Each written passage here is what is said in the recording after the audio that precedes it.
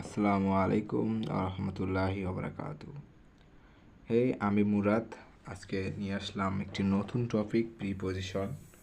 Preposition আমাদের SSC HSC স্টুডেন্টদের জন্য একটি খুবই গুরুত্বপূর্ণ টপিক। এই টপিক থেকে প্রশ্ন সব সময় থাকে, কখনোই মিস যায় না। এই প্রিপোজিশনটি তোমাদের জন্য অনেক গুরুত্বপূর্ণ। তাহলে চলো শুরু করি।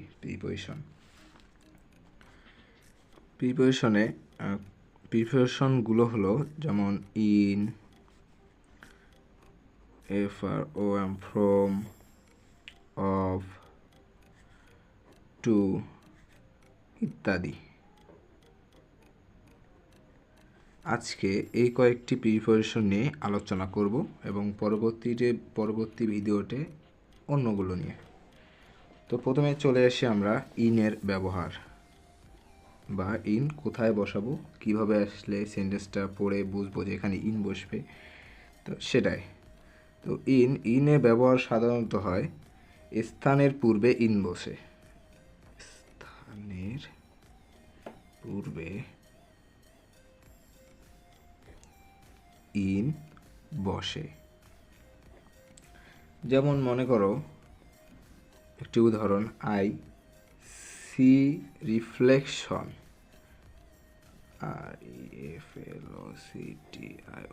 Reflection in your eyes, EYES। দেখো এখানে ইন বসেছে। যেমন আরেকটি উদাহরণের মাধ্যমে বুঝি, বাংলাদেশ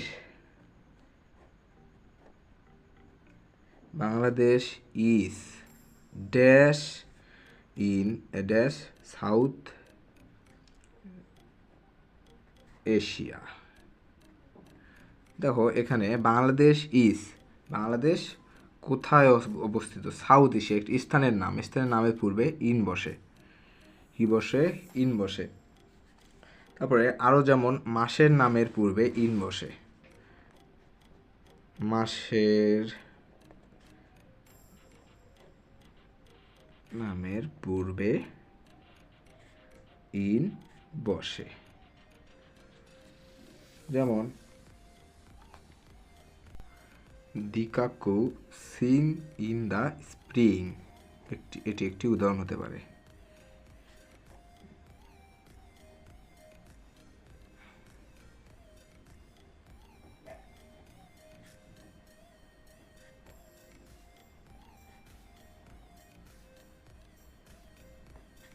ইন দ্য স্প্রিং, দেখো মাসের নাম দি স্প্রিংয়ের নামের পূর্বে ইন বসলো। আরও যেমন ধরো বছরের নামের পূর্বে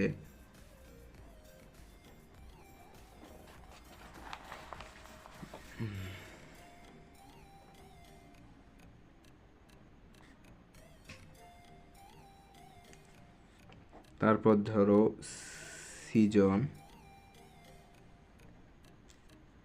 এগুলোর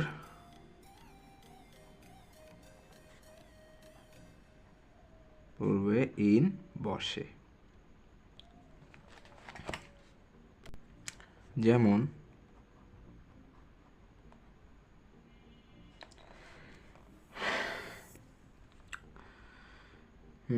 দি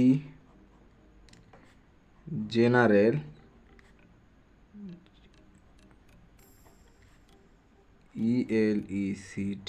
election is going to be held dash 2026। দেখো এটা বছরের নাম, বছর নির্দেশ করতেছে। তো বছর নির্দেশ করতেছে যেহেতু, তাহলে তার সামনে আমরা ইন বসাবো। তারপর আরও উদাহরণ, যেমন মর্নিং,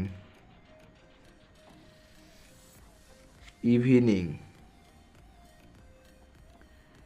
আফটারনুন ইত্যাদির পূর্বেও ইন বসে।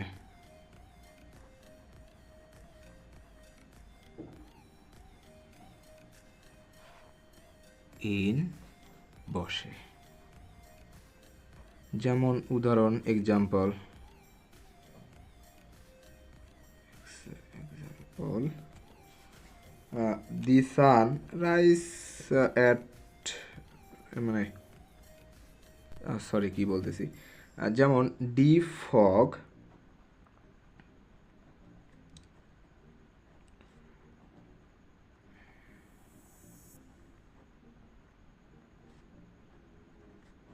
The morning.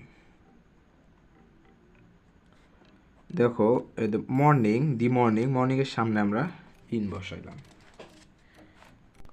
এবার চলে আসি আমরা ফর্মের ব্যবহার, ফ্রমের ব্যবহার, FROM। তো কোনো মানুষের কাছ থেকে কিছু পাওয়া বা আসা অথবা কোনো স্থান থেকে কিছু পাওয়ার বুঝালে তার পূর্বে ফ্রম বসে। যেমন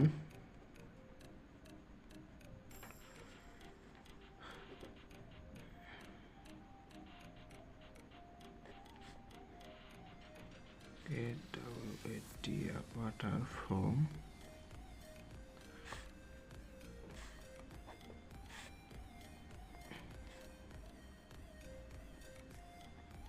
দেখো আওয়ার রিভার্স, আচ্ছা fancy get water from our river.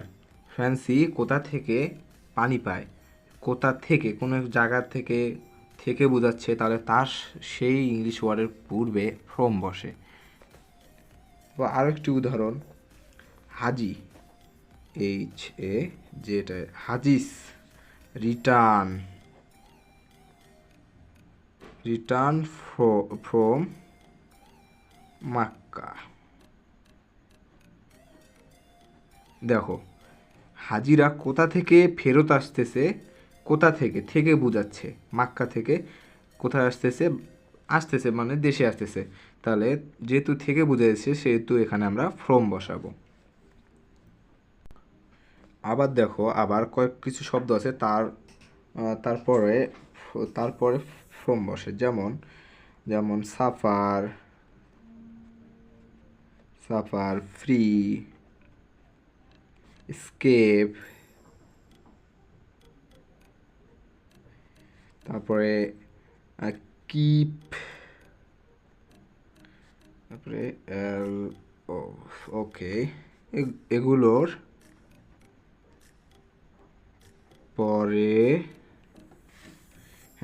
পরে ফ্রম বসে। যেমন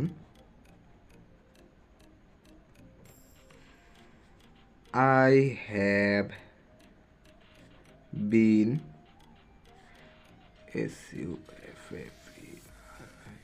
suffering dash fever। দেখো I have been suffering dash fever, দেখো সাফারিং বা সাফার এইটা তো একই অর্থ বোঝায় কাছাকাছি, তাহলে এটির পরে আমরা ফ্রম বসাবো। তো আরেকটি উদাহরণ দেওয়া যায়, সেটি হলো man can not escape dash death. আচ্ছা দেখো আমি বলেছিলাম না স্কেপ, সাফার, ফ্রি এগুলোর পরে ফ্রম বসে, দেখো এখানে স্কেপ আছে, তুমি সরাসরি এখানে ফ্রম বসাই দেবা। এটা কথা সত্যি যে মৃত্যু থেকে কেউ বাঁচতে পারবে না, সবাইকে মরতে হবে। তাই আশা করি তোমরা ভালো পথে চলবা, ভালো কাজ করবা, এটাই।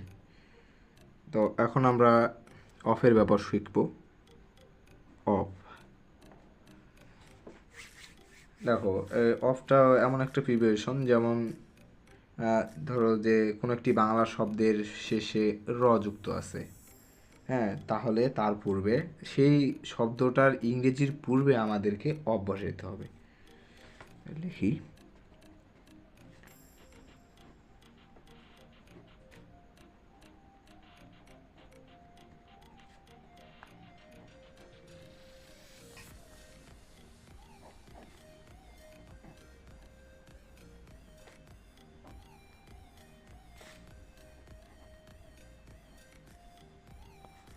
তার পূর্বে অফ বসে। যেমন উদাহরণ দিতে পারি, the development of our Bangladesh বা অফ বাংলাদেশ, দি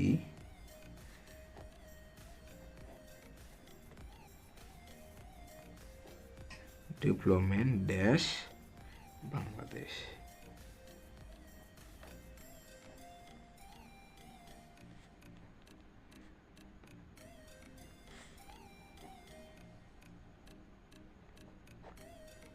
গোল। তো দেখো, the development dash Bangladesh is our goal. এটা থেকে বাংলা অর্থটা এরকম ধারণা পাওয়া যাচ্ছে যে বাংলাদেশকে বাংলাদেশের উন্নতি আমাদের একমাত্র লক্ষ্য বাংলাদেশের। তবে বাংলাদেশের শব্দের সাথে যেহেতু র যুক্ত আছে, তাহলে সেজন্য আমাদের তার ইংলিশ শব্দের পূর্বে অফ বসাতে হবে। তাহলে কি হলো, দি development of Bangladesh is our গোল। আসলে আমি ভিডিওটা প্রথম বানাচ্ছি, আমার হয়তো বলতে ভুল ভ্রান্তি হতে পারে, তোমরা একটু বুঝে নিও। এবং আরও একটি উদাহরণ দেওয়া যায়, the natural beauty dash Bangladesh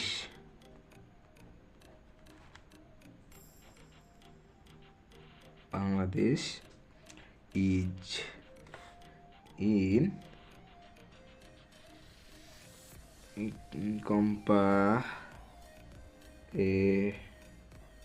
ওকে। তো the natural beauty dash Bangladesh is, বাংলাদেশের ন্যাচারাল বিউটি, বাংলাদেশের শব্দের সাথে র যুক্ত আছে, তাই আমাদের এর সামনে অফ বসাতে হবে।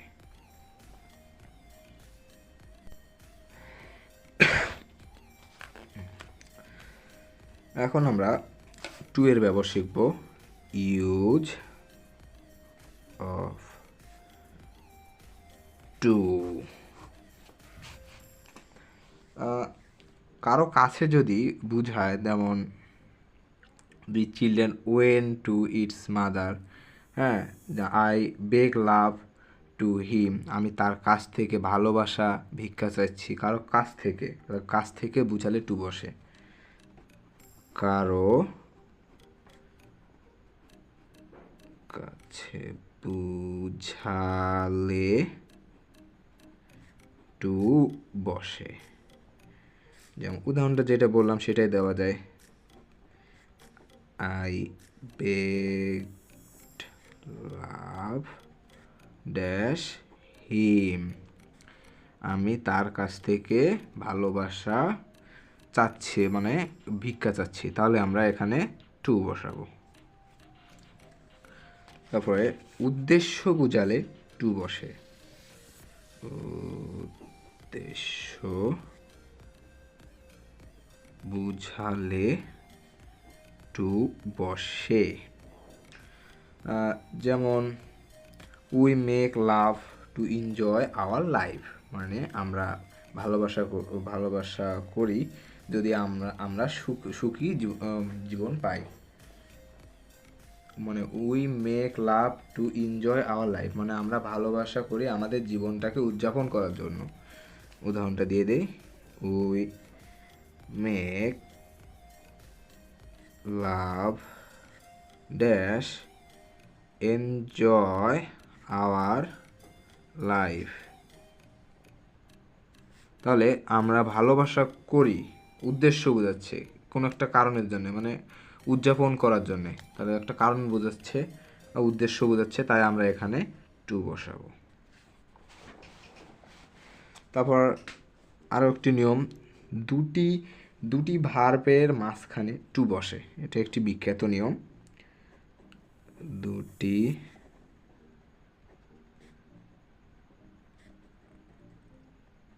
মাঝখানে টু বসে।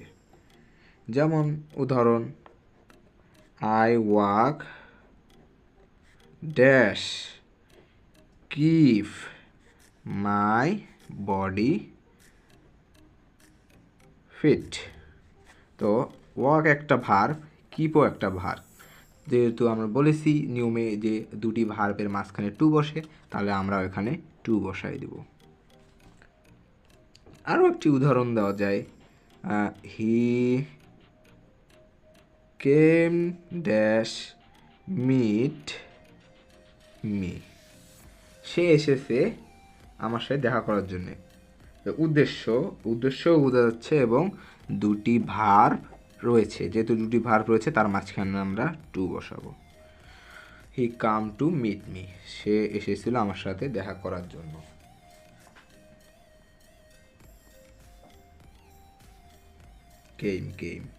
কাম না। তারপরে আরও কয়েকটি ভার্ব আছে যেগুলোর পর টু বসে, যেমন হ্যাপি, গ্লাড, হ্যাঁ, তারপরে রিজন ইত্যাদি। আমি লিখে দিচ্ছি।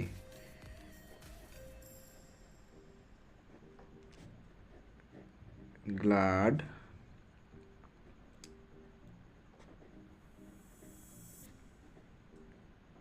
রিজন, লিস্টেন, স্টিক, অ্যাডহার ইত্যাদি পরে টু বসে। যেমন উদাহরণ দেই,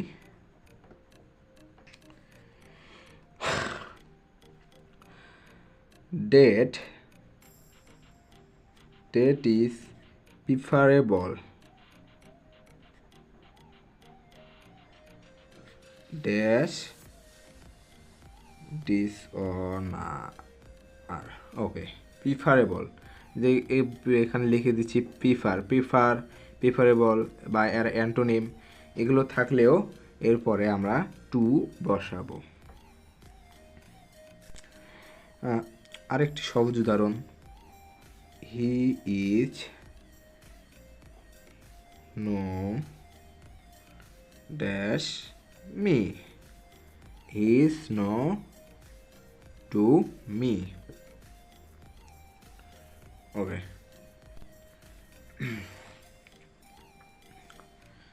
তো আজকের জন্য এতটুকুই। আমি চেষ্টা করেছি